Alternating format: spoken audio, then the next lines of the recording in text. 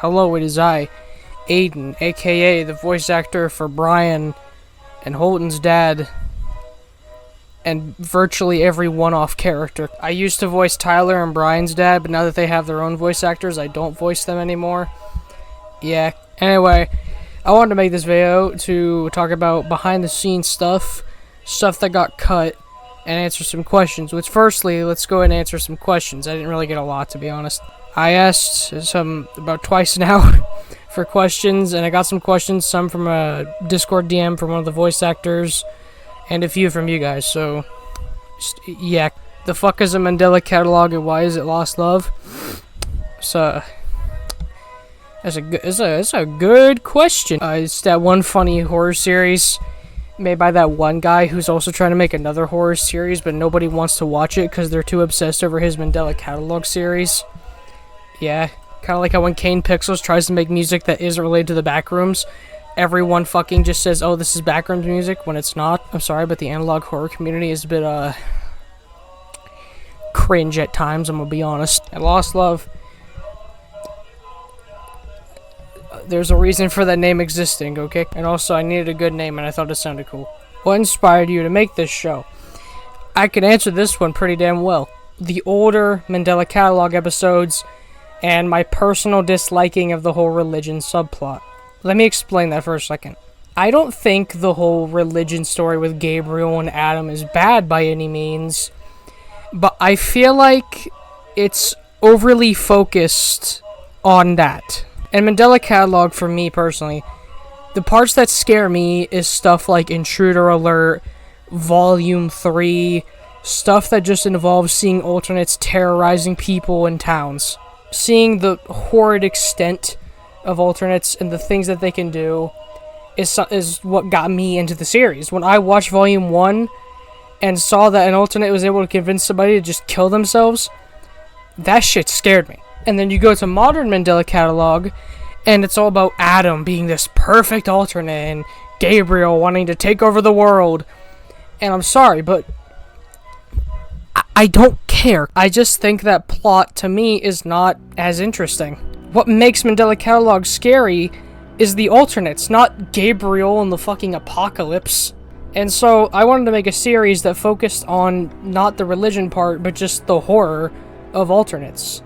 And obviously, there's the occasional episode tying into religion, and Brian's trauma from the past has a heavy tie into religion as well. But that's not the focal point of the series.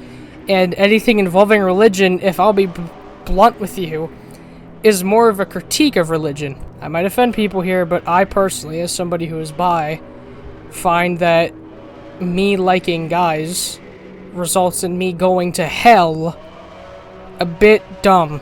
If you're trying to tell me homosexuality is unnatural in the same book where a guy eats an apple and fucks over the entirety of humanity, in a book where a snake convinces someone to do something bad, in a book where fucking dead people come back to life, and a guy kissing is bad, that's unnatural. Anyway, religion critique over. But the series itself, when it does focus on religion, is more of a critique than this whole horror aspect of it. I would like to clarify, I do not care if you're Christian. You can be Christian, just don't shove it down my throat. How far along do you see the series going? I see it going as far as Act 2's ending and maybe like an epilogue episode or two, but I don't really see an Act 3. I've had some ideas for an Act 3, but without getting into detail about Act 2's ending, because that'd be a spoiler, it really feels like it'd be shoving the story further than it needs to go. Without saying anything, Act 2's ending wraps up loose ends, and I'm not going to say if it's a good or a bad ending, but it's an ending. And so I feel like keeping it going would just kind of be like forcing the story to go on. When I feel like by the time it reaches the finale of Act 2, the story is good enough to end. Who's your favorite character? It'd be, for me, I'm going to rank them. For me, characters I like would be Brian, Holton, and Tyler. Now, Tyler's in last because, not because, like, I think he's a bad character, but because he's kind of fucking dead. And so, like, his story can't necessarily be expanded upon like Holton and Brian's would be in Act 2. For me, it's definitely a tie between Holton and Brian, but I'm just going to have to go with Brian. Brian's character changes the most in Act 2. I can't say why or what happens, but He changes the most in Act 2, and I think it really makes him my favorite character. Could you make a 3D version of Act 1, or will you just leave it as drawings?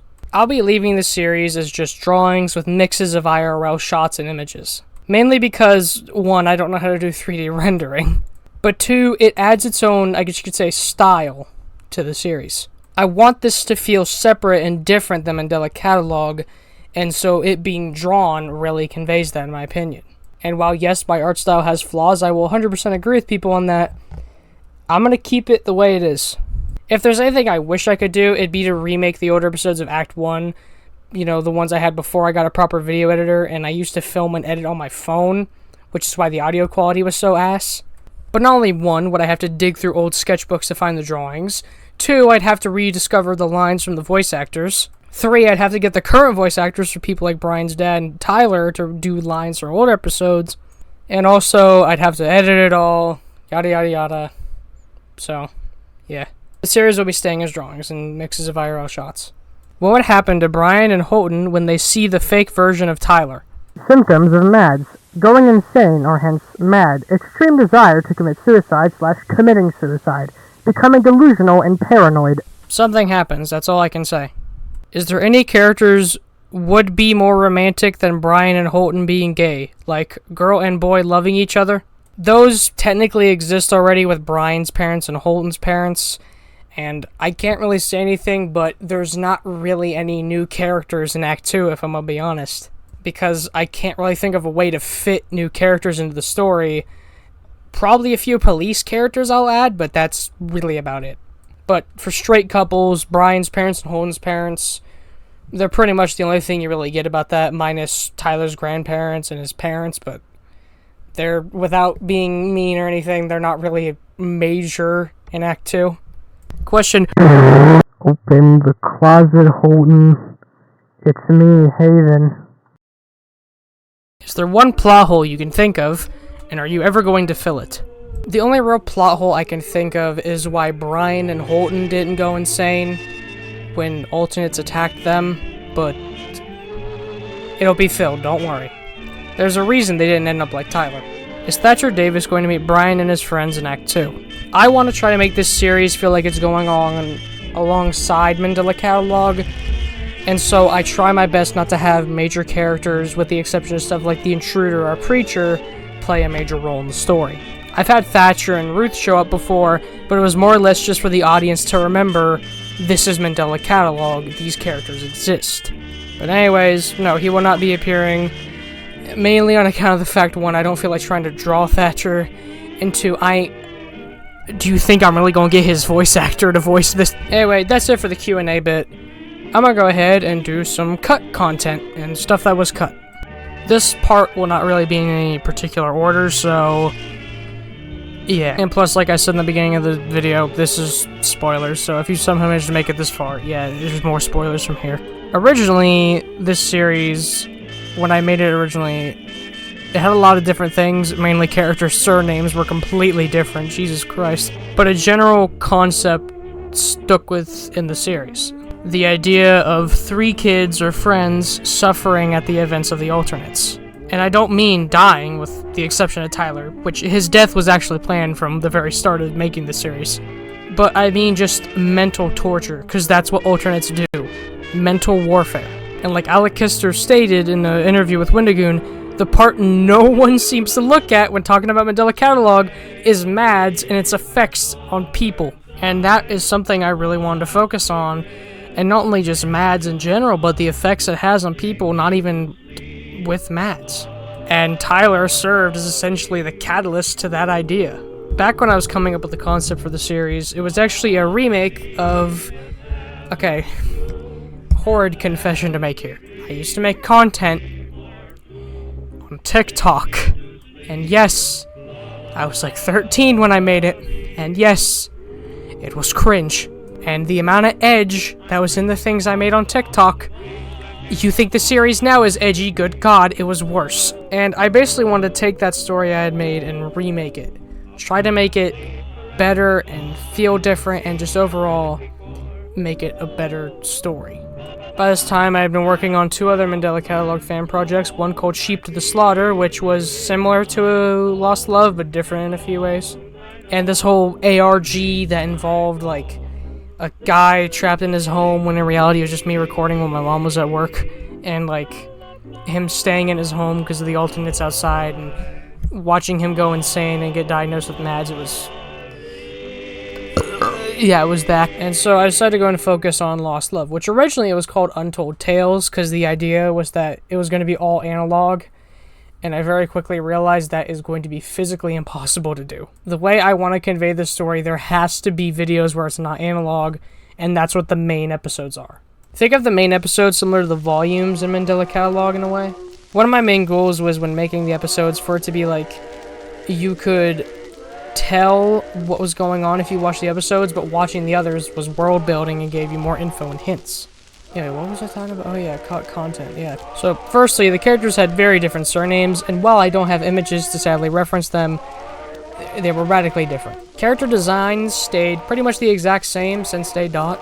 Brian had a cross necklace, Tyler had freckles and messy hair, and Holden had long hair and eye bags. Originally, the alternate that broke into the house in episode 4 was just a random alternate, but I thought making it the priest that molested Brian would not only, one, just make the scene darker and worse, but also it'd make more sense, you know, story-wise. If alternates can take people's memories, it only makes sense that when the alternate that killed the priest learns the priest's memories, that he eventually learns about what the priest did to Brian, and thus goes and breaks into the house to try to kill Brian through Mads. However, Six intervenes, and speaking of Six, or the intruder, he's like the G-Man of this series. He pushes things in directions, but his goals are never explained. He has goals. I'm just never going to explain them. And next up, the Preacher originally had no purpose in this series. Originally, the alternate that killed Tyler was just Six, and talked to him through a TV in his room. But I felt like the Preacher deserved more screen time. Like I said originally, the Preacher didn't even fucking exist in the original version of the story. And another nitpick with Mandela Catalog, the Preacher, for having its own entire, you know, like, subtype, has done nothing in this fucking main series. What has it done? Whisper to Adam, scare his girlfriend. Has it done literally anything else? And there's this whole theory that it's an alternate version of Adam, which, you know, cool. If that turns out to be true, I like that. That's cool. But as of recording this, the Preacher is just there. And so I wanted the Preacher to serve a major role in my series, and I feel like I did that perfectly. By building her up as this horrifying force, and then her being the reason Tyler develops MADS and kills himself, I feel like I made her feel like more of a character than Alex ever has. That, and by this point, when I was making episode 4, Six had basically shown up in every episode, and I felt like the Preacher needed to start serving a bit more of a role. A lot of alternate designs and alternate types ended up getting scrapped because I didn't want this series to just be full of alternates. And when alternates do show up, they're major and have a big role. I'm saying that and I'm remembering stuff like fucking December Study 1999, oh god. Yeah, I gave him a big role, hence why the Mimic alternate only shows up once. That, and I also just remember that one alternate that just showed up in a tree line for no reason and then just fucked off. But with the exceptions of those, every other alternate plays a big role. Even that one that showed up in the intro, they're gonna make a little bit of a return in Act 2. Originally, something that Holton dealt with back when I was first writing this was I had this idea that Holton dealt with, like, gender dysphoria. However, I've never been through gender dysphoria ever before in my life. And so I thought if I tried to convey it in a story, it might come off offensive since I have no idea what that feels like. However, I have questioned my sexuality and I've come to the conclusion I'm bi, so I know what questioning and worrying about sexuality feels like. So I changed Holton's struggle from gender dysphoria to sexuality, something I've dealt with. Some ideas that did not make the final cut was Gabriel having a big role in the story. He has a mild, and by that I mean a fucking cameo in the series. Because like I said earlier, I don't want this series to be about Gabriel, I want it to be about the alternates. So his one appearance and the 2 episodes that talk about the whole religion aspect, probably going to be about the deepest you get, at least for Act 1. Act 2 is probably going to focus on it maybe even less, because Act 2 is going to be more about their struggles in life and dealing with things like Tyler's death, Hayden's death, Brian's parents questioning religion and stuff, and a lot of other major things that I can't spoil. Originally, Levi wasn't going to be much of a character, but I wanted to establish his character a bit more, and I say this with all the characters, but he will be established more in Act 2, okay? I've said that for, like, virtually every character right now, but, like, Act 2 is mainly just a lot of building on the events of Act 1. Shit gonna get more tense, that's all I can really say. But Levi will have a slightly mild role in Act 2.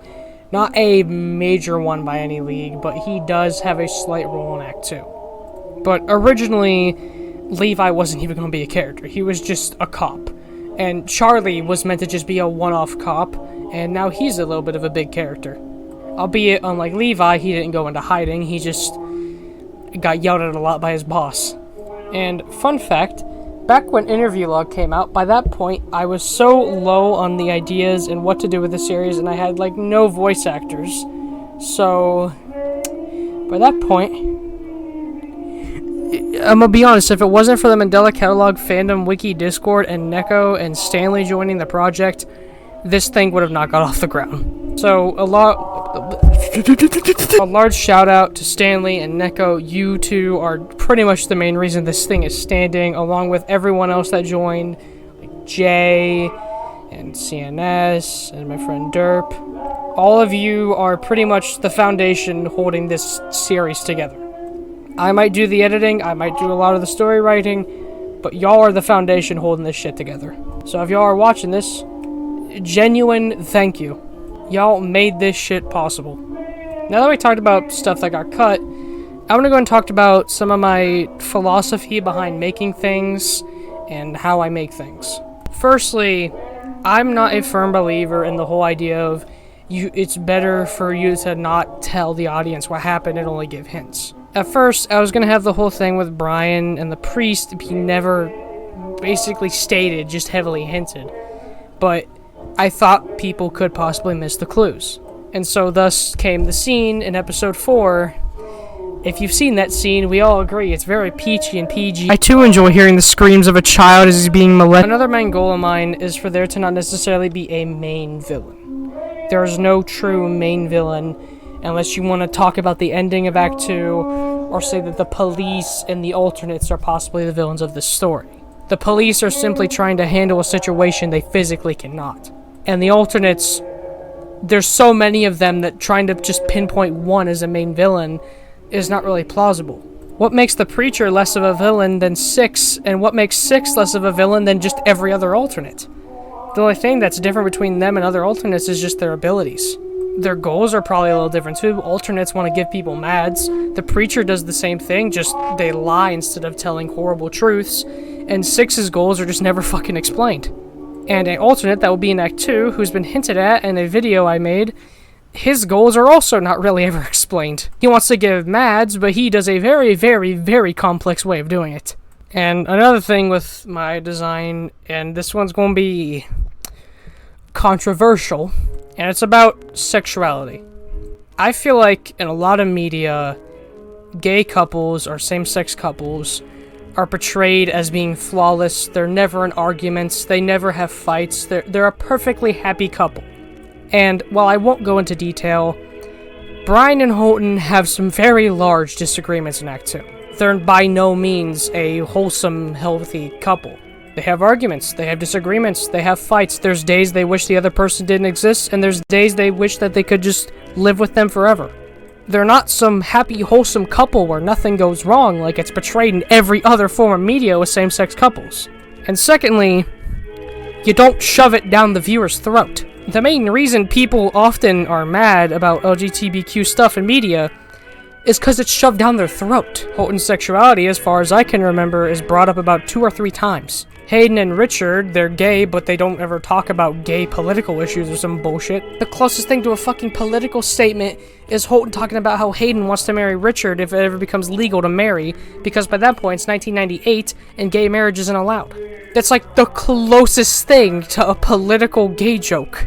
Maybe Tyler saying nobody cares about Holton and his brother being gay when he gets mad, but that was more or less just him tossing an insult. And then say episode 5 where Brian and Holton are dating. They don't ever talk about sexuality. Holton just asks him out, and that's it. They don't talk about gay politics for 20 minutes. And that, to me, is probably the biggest issue, is that whenever there's a gay character, they often poke jabs at straight characters. Like I said, I am bi. But if I had a goddamn dollar for every time in some media where there's a gay character and they're poking jabs and jokes at straight people, Jesus Christ, I could fucking buy Apple. Even as a bi guy, I find it pretty annoying. And sure, yeah, haha, straight jokes can be funny sometimes. It's just like 100 gay jokes can get annoying, 100 straight jokes can get annoying. And so my main goal with characters like Hayden and Richard and Brian and Holton is that they're not straight, deal with it. Just accept it. If you really, really want to know sexualities, Richard and Hayden are gay. Holton is gay. Brian is asexual. Yeah, that's it. I'm never going to bring it up in the series. That's just what it is. I'm not going to shove it down people's throats. Because why the fuck does that matter? The story is about alternates, not gay people. Anyway, political rant over. Another idea that I have that I'm also kind of having with working on another project is that I don't necessarily think I can go too far with how dark the story is. The only exception to that, obviously, was Brian being molested by the priest, where I just wrote that the priest put tape on the cameras, so the only thing you hear is audio. Because, in my opinion, what you imagine happened is probably worse than what I actually know happened, because I wrote the story. That, and do you really think I'm gonna draw a kid getting molested by a priest? You're a fucking sick piece of shit. But with everything else in the story, I don't try to handle it lightly or allude to bad things. Shit's bad. Do you really think I'm gonna make this lighthearted? Tyler was mentally and physically abused horribly. He was burned with cigarettes. His family threatened to kill him multiple times. You think I'm gonna sugarcoat that shit? Or Brian and how he was molested by a priest? Like I said, originally I was just gonna do hints, but I felt like that would be sugarcoating what happened way too much. This story ain't PG. So why should I try to make it lighthearted and hide bad info? Bad shit happens. Holton. It's explained multiple times Holton has tried to kill himself. He tried to down a bottle of sleeping pills in the middle of the night. You think I can try to somehow censor that? There's no real going too far unless it's something that's basically illegal to show or draw.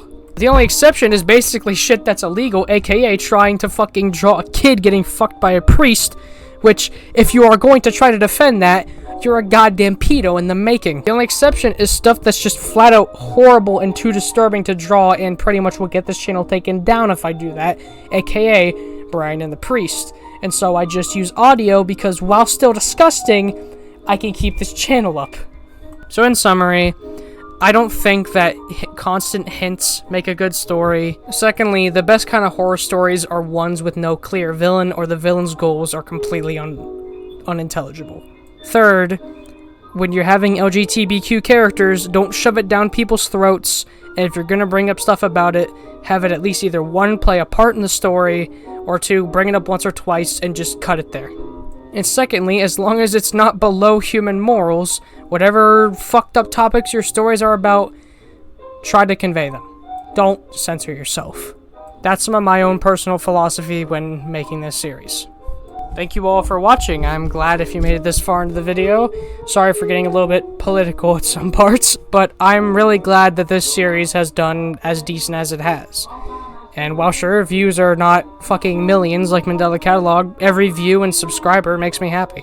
I more or less do this for the sake of making a good story and knowing there's some people out there that like it. If you think it's cringe, that's a fully understandable point of view you can have, and you just cannot watch the channel. There's dozens of good analog horror series out there, and you don't have to watch mine. I have other projects I've been working on and want to work on in the future. I have a FNAF kind of like VHS-esque series, which involves FNAF and kind of putting a more mature twist on the story. I have this concept for a drawing-based series, kind of like this, involving Inside by Playdead. And I even want to, at some point in the future, try making a whole ARG involving, like, LiDAR brain scanning or whatever, and using Gary's Mod Maps and LiDAR as a way to convey its story. But I hope you liked the video, and if you're a fan of the series, I'm glad you've stuck around, and just know, in Act 2, things are...